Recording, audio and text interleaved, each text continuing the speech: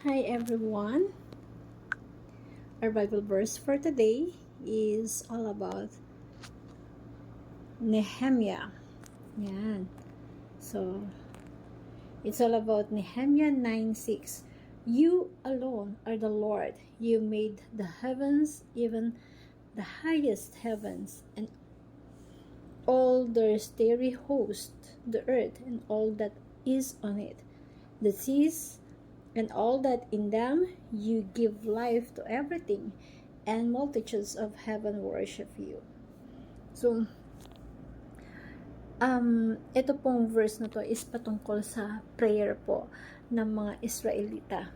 Dumating kasi sa point na napalaya sila sa kanilang sariling lugar or land because sila mismo kasi yung nagrebelde sa Diyos, na sinamba nila yung ibang imahe, ibang Diyos-Diyosan. So, ito yung matinding prayer ng mga Israelita. So, nang nakabalik na sila sa sarili nilang land, sa sarili nilang lupa, na-realize nila kung papaano sila nahimlay sa ating tunay na Diyos. Na-realize nila how to acknowledge God as the greatest creator of all things from heaven and earth. So, this verses talks about from the 7 pillars of complete trust in God. So, why we put trust in God? So, tayo bilang tao, we have to acknowledge the greatest creator is our God who created all things. He is also the sustainable, who sustain all things, and He is the Lord, the alone deserves of all worship at wala nang iba pa. So, let us apply in our life how to trust God, with whom all things are possible. Sabi nga, in our God, there's nothing impossible. Trust in God who sustain all things. He is the only thing that can sustain everything.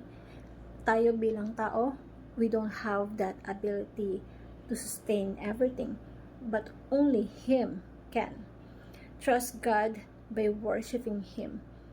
So, sa pamamagitan ng ating pagbibigay ng papuri sa Kanya, is ipinapaalam natin at ipinaparamdam natin sa Kanya how much we trust Him.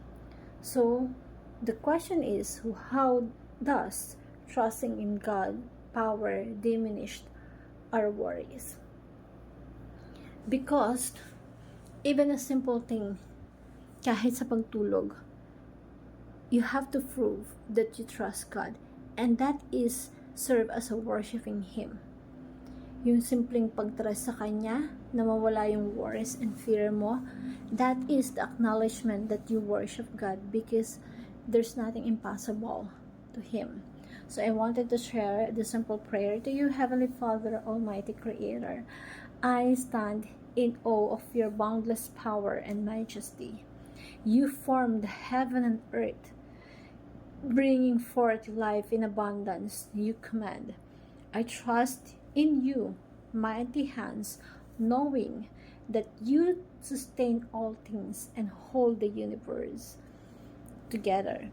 In you I find strength, hope, and unwavering confidence. Lord, you alone are worthy of all worship, honor, and praise. May my life reflect your power and glory, and may my heart remain steadfast in trusting you. Guide me in your truth and leads me by your power now and forever. And I pray in Jesus' name, amen. Thank you everyone, and God bless.